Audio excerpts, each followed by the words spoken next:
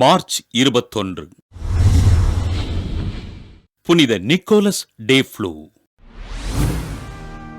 Switzerland நாட்டில் வாழ்ந்த செல்வந்தர் குடும்பத்தில் கிபி 1417 ஆண்டு மார்ச் 2 நாள் பிறந்தார் நிக்கோலஸ் டே ஃப்ளூ. இறைபக்தியிலும் போர் திறனிலும் சிறந்து விளங்கிய இவர் தன் 30வது வயதில் டாரத்தி என்பவரை திருமணம் செய்து கொண்டார். ஒரு கரத்தில் வாளும் மறு கரத்தில் ஜெபமாலையும் வைத்திருக்கும் இவர் கிபி 1459 ஆண்டு நீதிபதியாக பொறுப்பேற்று நேர்மையோடு பணியாற்றினார்.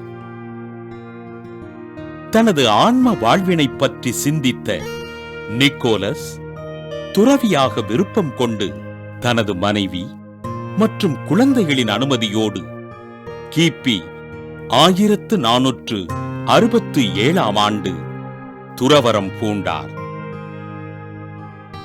சுவிட்சர்லாந்து நாட்டில் ரான்ஃபிட்சினே என்ற பகுதியில் சிற்றாலயம் ஒன்றை கட்டி எழுப்பி ஜெபத்திலும் தியானத்திலும் ஈடுபட்டார்.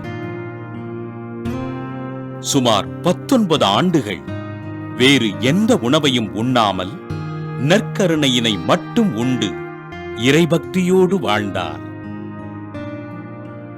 குறைவான கல்வி அறிவும் நிறைந்த இறை அனுபவமும் பெற்றிருந்த இவர் கிபி 1487 ஆண்டு மார்ச் 21 நாள் விண்ணகமடைந்தார். கத்தோலிக்க மக்களிடையிலும் பிரிந்து போன சகோதரர்களின் மனங்களிலும் தன் மறையுரையினால் தனி இடம் பிடித்த நிக்கோலஸ் டே ஃப்ளூவினை திருத்தந்தை 12ஆம் பத்திநாதர் கிபி 1947 ஆண்டு மே 15 நாள் புனிதராக உயர்த்தினார். புனித நிக்கோலஸ் டே ஃப்ளூவின் திருவிழாவினை கொண்டாடுகின்ற நாம் நம் தாய் திருச்சபையினை விட்டு பிரிந்து போன சகோதர சகோதரிகளுக்காக ஜெபிப்போம்.